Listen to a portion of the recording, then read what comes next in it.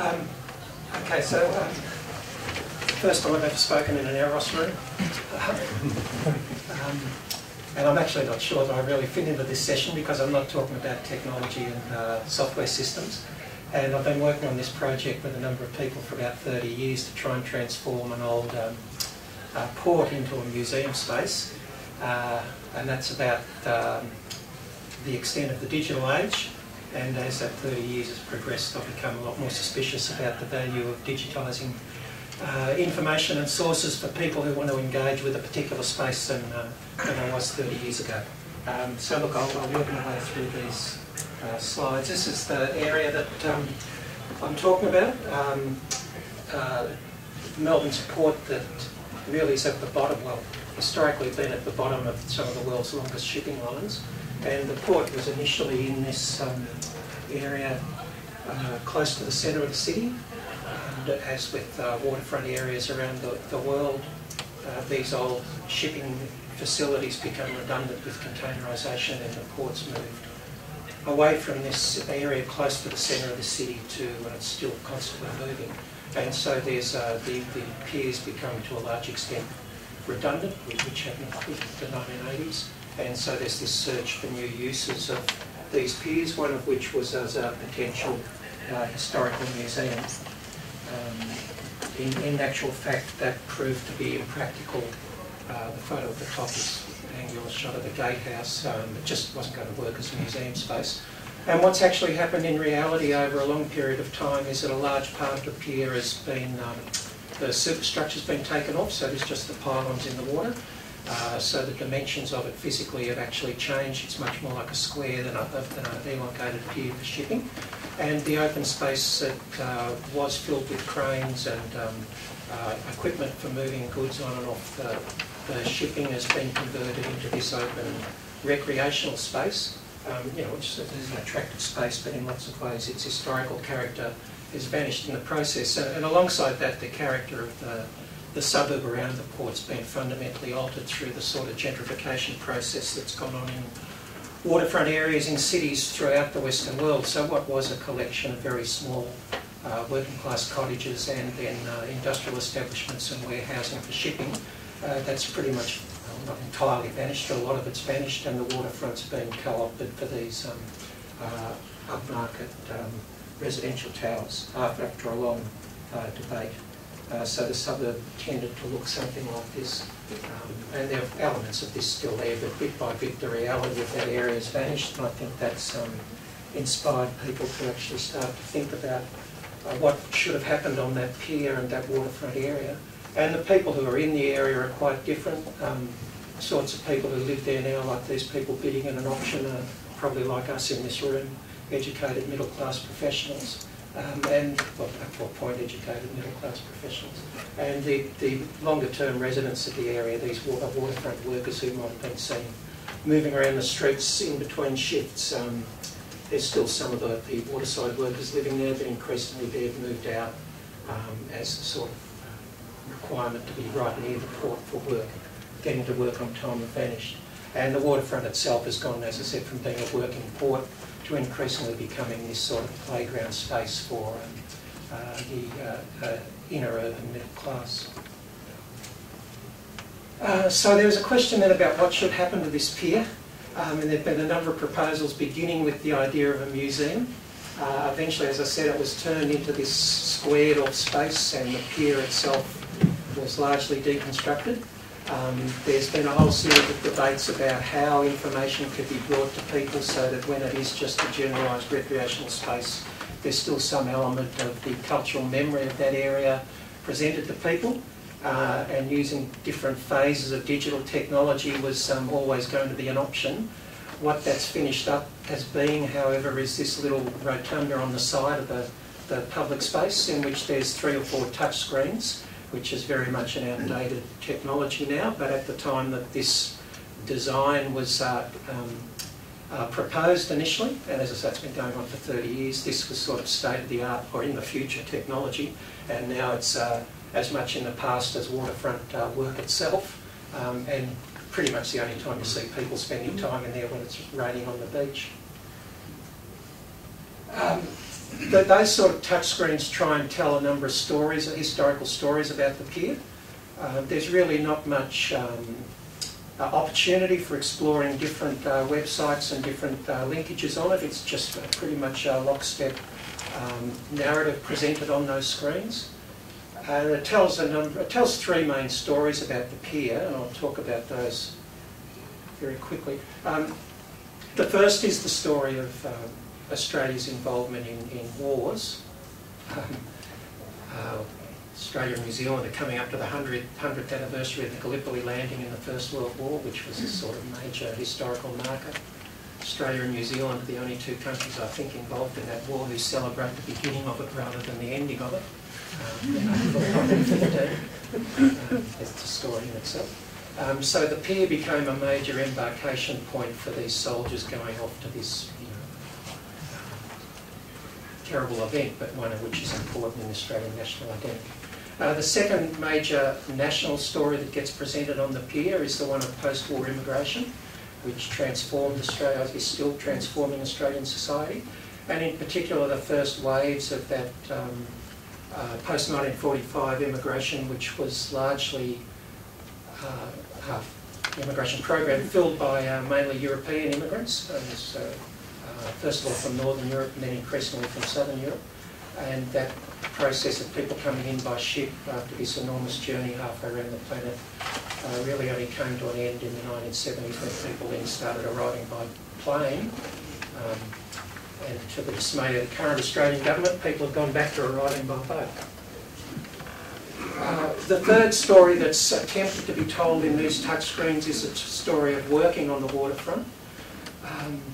And that's the one that's become somewhat problematic for the different agencies involved in this public space. There's community historical groups, the union, local city councils, state government authorities are involved in one way or another in what happens to that space. And the union in particular are keen that their story gets told in this space. That it's not just one amongst a number of events that happened on the pier, but that this was the space in which they worked. And the space in which the collective identity of a number of different unions that were drawn together in the 1980s to create the Maritime Union of Australia, their identities were forged historically. And so that's the cultural memory that a lot of the residents around that area who've gradually been moved out by gentrification, former workers, and people who still use the pier are actually probably more confused about than the story of post-war migration and Australia's involvement in overseas wars. The union are particularly concerned about having their story told in one way or another in this space because of a couple of events. This is a 1998 major waterfront conflict in Australia, which was eventually the union was successful after a long battle and probably through legal means rather than through direct action by this, but it really marked a turning point in the attempts of the Conservative government in the 1990s to break the power of trade unions. Australia had one of the most powerful trade union movements in the world in the 1950s and 60s, but union membership's down to about 16% of the workforce. The forefront of union radicalism was always occupied by waterfront workers. And I guess they want that history to be recognised. They want it told in relation to this 1998 strike, but in particular they want to go back to a previous waterfront confrontation that happened in the 1920s, and on this particular pier, Princess Pier as it still is called, it's had a couple of other names, it's called Princess Pier now, in which ship owners and shipping cartels brought in non-unionised labour. The unionised workers were thrown off the job and tried to confront non-union labour on the wharf, and a number of these waterfront workers were shot, one of them killed. And as it turns out, one of the interesting things about this historical sequence is the person who was shot was actually one of those soldiers leaving the port in 1915 and was shot on the beaches at Gallipoli, came back a war hero, and then was shot again by his own police on the beaches of Melbourne. And so the union's quite keen to have this story recognised, to make clear the sort of processes they've gone through to create a contemporary union movement. and to give some sense of historical continuity within a context, I think, of the knowledge that trade unionism is probably going to occupy a much less significant place in the society than it has in the past. So the unions tried a number of different ways of trying to get their history recognised in this space and around the space. Part of the problem, I think, is that the actual physical construction of the pier is no longer there. And where people worked and where shipping came in has now vanished, and we're left with this sort of seascape of these gradually decomposing pylons. And there was a long argument about how much of that infrastructure should be maintained. And that's become a sort of a favourite sort of object for people to observe. There's other sort of fixed mementos of the history of waterfront work around the pier and through the neighbouring suburb. This is a memorial to the William Sangster, the founder of the Seamen's Union, which was then combined into the Maritime Union, the world's first union for on-board shipping workers. So there's a number of these sort of sites through the suburb. And every year the union conducts some sort of commemoration of this strike and the shooting of these workers. And it usually takes the form of a walk through the suburb retracing the journey of work to these people, of these workers. And there's an attempt to try and raise the profile of that event and through that raise the historical, do something about the cultural memory of unionism, but also I think refer to contemporary politics of unions in Australia. So to come back to the pier, it's generally been recognised by people engaged in dealing with this space that this sort of digitisation or ICT is pretty much inadequate. But there's really then the question of what you actually do to deal with that. There's been a long debate about actually physically putting in plaques telling this story with a text. One of the advantages of moving to digital is you don't have long arguments about where the commas go in the text and whether you can use 99 words or 101. When you're using digital technology, you can't fit it all in or just make a link to something else. That's the advantage. I think that's a disadvantage too, in that it doesn't force you to be precise and clear about the story you want to tell. You can just add another link and continue to keep replicating the sorts of information you give to people. And the union's not really, and the local community groups aren't really that, that's not really what they want. They want to tell a particular story about the experiences of trade unionism and work in that area. So I think that the role of, there is an app being developed for this walk, and it's probably going to be quite a good one given the people working on it, but there's always a danger with that sort of thing that the digital technology and the mobile app becomes so powerful that the experience of walking through this space and somehow using the space to connect with the lives of the people who work there gets diminished, and the digitisation becomes more powerful than the physical reality. And along with that, the conciseness and the clarity of the story you want to tell becomes overwhelmed by just the range of connections you can make using digital technology. You constantly can go on replicating these sort of things rather than deciding you're going to tell a particular emotive or logical story about an event. So to my mind, I think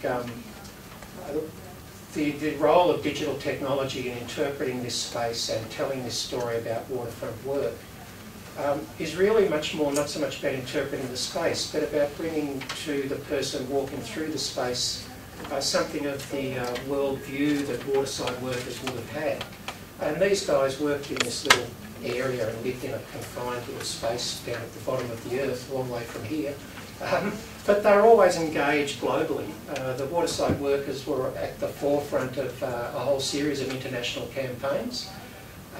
Main supporters of the London workers in the 1880s, of the British Seamen's strike in the 1920s, of anti-colonial struggles, for Aboriginal land rights. Anybody who knows Australia will know that this photograph's in Sydney, not in Melbourne, because of the sort of beer being sold in the pub at the background. But nonetheless, the waterside workers are very much locally working in that area, and at the same time are very much people with an international perspective.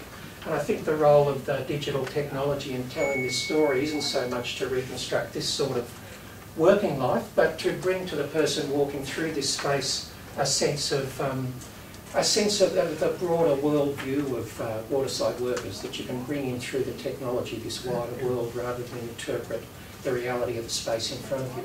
And I come back to these pylons just to finish up. We can put all sorts of digital technology around this pier to tell these stories, but what really attracts people when they go down there and what they all want to photograph is these sort of indeterminate, uninterpreted sort of things in the water. And in some ways I think when we're thinking about digital technology in relation to public space and telling historical stories and trying to recover cultural memory, I think it's worth remembering that less is usually more. Thank you.